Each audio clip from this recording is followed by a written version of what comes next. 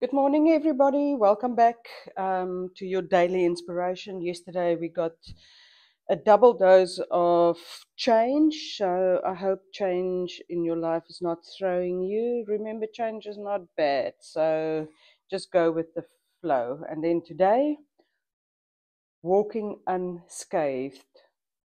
You were fortunate. A trap was laid, but your wisdom kept you from falling into it.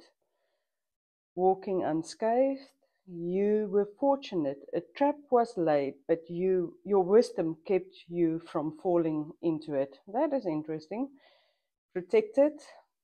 Find solace in the safety of knowing you are sheltered and guided through life's tem- um, tempests towards tranquil shores.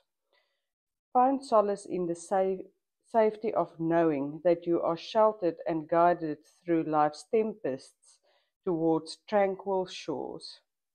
Know that you are protected. Nothing will touch you. And then cosmic energies, pray. Prayer is a dialogue with the universe. Express your wishes. Prayer is a dialogue with the universe. Express your wishes. That's what I have for you today. Have a lovely day and see you tomorrow. Bye bye.